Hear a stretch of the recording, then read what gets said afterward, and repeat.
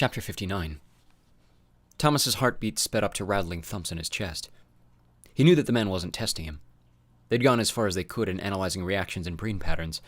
Now they'd chosen the person best suited to take a part in their effort to build a cure. Suddenly the right arm couldn't get there fast enough. "My brain?" he forced himself to repeat. "Yes," Dr. Christensen answered. "The final candidate holds the missing piece to complete the data for the blueprint. But we had no way to tell until we monitor the patterns against the variables. Vivisection will give us our final data. Your system's functioning properly while we do it. Not that you'll feel any pain. I'll heavily sedate you until..."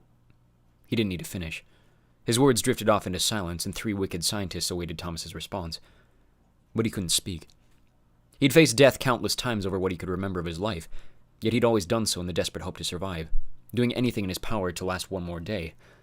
But this was different. He didn't just have to last through some trial until his rescuers came. This was something he wouldn't come back from. This was the end if they didn't come. He had a random horrible thought. Did Teresa know about this? It surprised him how deeply the idea hurt. "Thomas?" Jansen asked, breaking Thomas's train of thought. "I know this must come as quite a shock to you. I need you to understand that this is not a test. This is not a variable, and I'm not lying to you. We think we can complete the blueprint for the cure by analyzing your brain tissue, and how, combined with the patterns we've collected, its physical makeup allows it to resist the flare's virus power. The trials were created so we wouldn't have to just cut everyone open. Our whole aim was to save lives, not waste them. We've been collecting and analyzing the data patterns for years, and you've been the strongest by far in your reactions to the variables," Dr. Wright continued. "We've known for a long time, and it was the highest priority to keep this from the subjects, that in the end we'd have to choose the best candidate for this last procedure."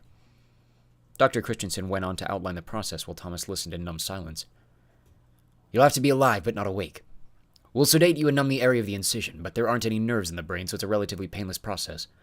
Unfortunately, you won't recover from our neural explorations. The procedure's fatal, but the results will be invaluable." "And if it doesn't work?" Thomas asked. All he could see was Newt's final moments. What if Thomas could prevent that horrible death for countless others? The psych's eyes flickered with discomfort. "Then we'll keep working at it. But we have every confidence..." Thomas cut her off, unable to help himself. "But you don't, do you? You've been paying people to steal more immune subjects," he said the word with vicious spite. "So you can start all over again." No one answered at first. Then Jansen said, "We'll do whatever it takes to find a cure, with as little loss of life as possible. Nothing needs to be said on the matter." "Why are we even talking?" Thomas asked. "Why not just grab me and tie me down, rip my brain out?" Dr. Christensen answered. "Because you're our final candidate. You were part of the bridge between our founders and the current staff. We're trying to show you the respect you deserve. It's our hope that you'll make the choice yourself." "Thomas, do you need a minute?" Dr. Wright asked. "I know this is difficult, and I assure you we don't take it lightly. What we're asking for is a huge sacrifice. Will you donate your brain to science? Will you allow us to put the final pieces of the puzzle together? Take another step toward the cure for the good of the human race?" Thomas didn't know what to say. He couldn't believe the turn of events. After everything, could it be true that they only needed one more death? The right arm was coming. Newt's image seared across his mind. "I need to be alone," he said finally. "Please." For the first time, a part of him actually wanted to give in. Let them do this. Even if there was only a small chance that it would work. "You'll be doing the right thing," Dr. Christensen said. "And don't worry. You're not going to feel 1 ounce of pain." Thomas didn't want to hear another word. "I just need to be alone before all this begins." "Fair enough," Jansen said, standing up. "We'll accompany you to the medical facilities and get you in a private room for a while. Though we need to get things started soon." Thomas leaned forward and put his head in his hands, staring at the floor. The plan he'd concocted with the right arm suddenly seemed foolish beyond measure.